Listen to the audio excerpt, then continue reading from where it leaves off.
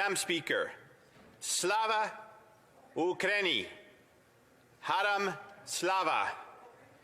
This translates to glory to Ukraine, glory to the heroes. As Canadians, we are united in our disgust and opposition to Vladimir Putin's unprovoked war in Ukraine and the mounting loss of innocent life. We are deeply sympathetic to the struggle of Ukraine's people, for we understand Russia's military assault is an attack on our own freedoms. This war threatens Europe's stability. It could be ruinous to the rules-based multilateral system that has existed since 1945, that Canada helped create and is the basis for our shared prosperity. We support President Zelensky's courageous leadership, as well as a heroic counterpunch of the Ukrainian army and civilians who have taken up arms to defend their way of life, a way of life that is similar to our own here in Canada. We are awestruck by the defiance of Ukrainians in the face of Russia's military might and their willingness to fight whatever the cost. Canada must continue to stand with Ukraine. Indeed, the Government of Canada responded quickly in conjunction with our allies, the United States and Europe, to Putin's aggression in Eastern Europe. Both humanitarian and military aid has been promised and provided to Ukraine, punishing economic sanctions imposed on Russia and soldiers positioned along NATO's eastern front. As well, the federal government responded to calls for more action. I, along with many other Conservatives on Saturday, called for the closing of Canada's airspace to Russian air carriers, as our European allies had done. Ottawa soon did, and on Tuesday night, Washington closed U.S. airspace to Russia air carriers. We also insisted that Kremlin-controlled Russia Today television, which broadcast Russian state propaganda, be removed from Canada's airwaves. This too happened after Canada Telecoms acted.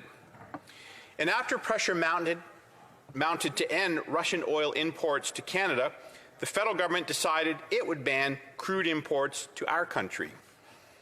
This was a symbolic first step, since Canadian refineries hadn't purchased Russian crude since 2019.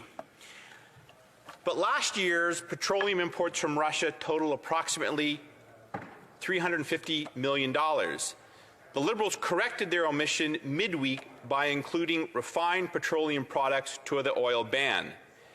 This is all necessary work, but it is not enough. Putin continues to push westward without fear of the consequences. Thus, it is necessary to realize that sanctions alone don't win wars. Soldiers and citizens with weapons do. What we are witnessing in Ukraine is the attempted overthrow and brutal destruction of an independent nation-state. As we engage in this debate, I know that in churches, train stations, and home basements across Ukraine, hundreds of thousands of innocent civilians are praying for peace as the sounds of sirens ring out, warning of more Russian airstrikes. Hospitals, playgrounds, even Babin Yar, the Holocaust memorial site, have been hit by indiscriminate missile attacks. It is all sickening. Canada must do more to help our Ukrainian friends and allies. It was in this vein that after Crimea was illegally seized by Putin, the previous Conservative government took military steps in 2015 to better arm and train our allies in Ukraine through Operation Unifier. Today, Ukraine should be provided with arms and the financial resources to purchase weapons, especially to destroy tanks and aircrafts. As well, Canada should move quickly to grant asylum to Ukrainian refugees fleeing Russian aggression, just as we did in 1956 when Hungary was occupied by the Soviets. But we must recognize as well that what Ukrainians want foremost is arms, not sanctuary.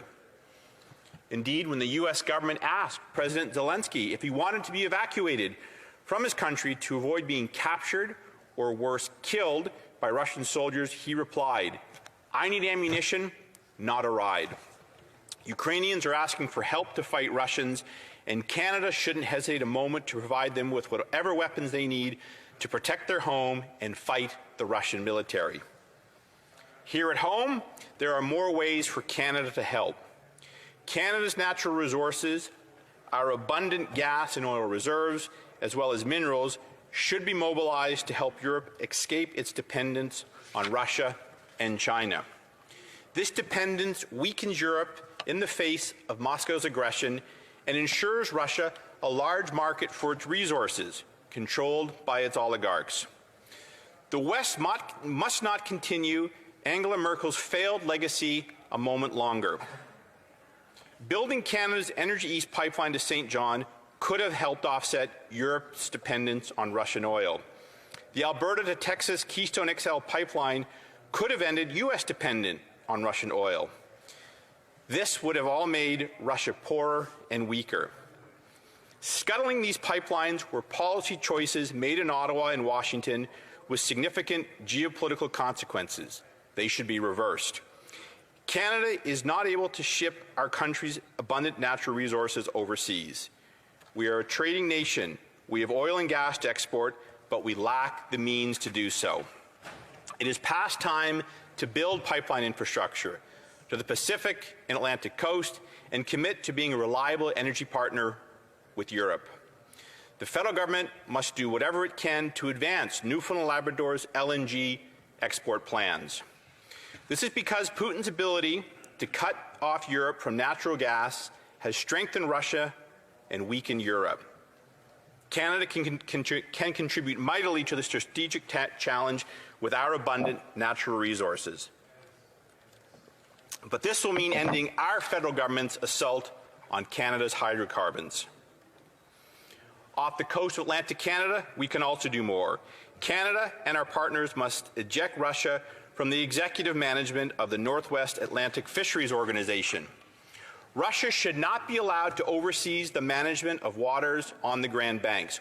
No country should expect to benefit from or set economic agreements around the world like lucrative fishing grounds when it is smashing a nation elsewhere.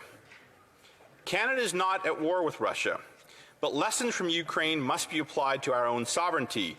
It is increasingly clear that unfriendly nations do not recognize borders and are willing to act without fear of consequence. Putin has already moved to claim wide swaths of our Arctic territory as his own, including parts of the seabed in Canada's north. The vast Arctic archipelago and surrounding waters, along with its many natural resources, are part of Canada's sovereign territory. To be ready, we must fix our military procurement strategy. Russia has 40 icebreaking vessels that can operate year-round. Russia is building an Arctic Navy. Meanwhile, Canada can barely patrol our vast Arctic waters year-round with a single vessel. We must also quickly modernize NORAD's early northern warning system and purchase F-35 jets to patrol our and allies' skies. President Vladimir Putin's unprovoked and illegal war against Ukraine is a wake-up call for Canada. We must assist Ukraine. We must aid Europe. We must be ready to defend our north. We must be capable of asserting our sovereignty. I stand with Ukraine and believe Canada must help with every resource at our disposal. Slava Ukraini, Haram Yam Salava.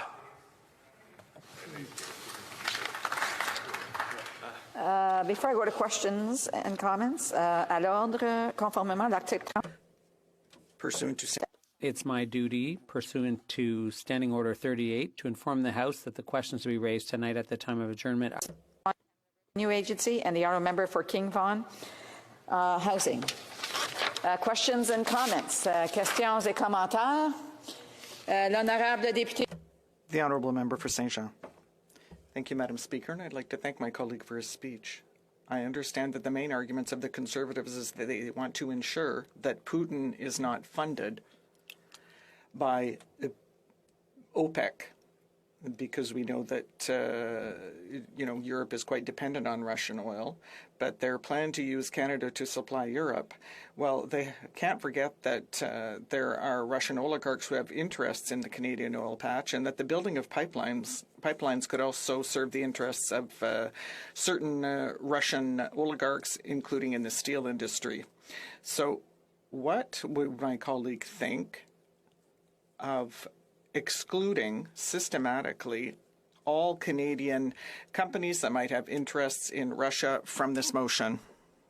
For New Brunswick Southwest. Oui, merci beaucoup et merci beaucoup.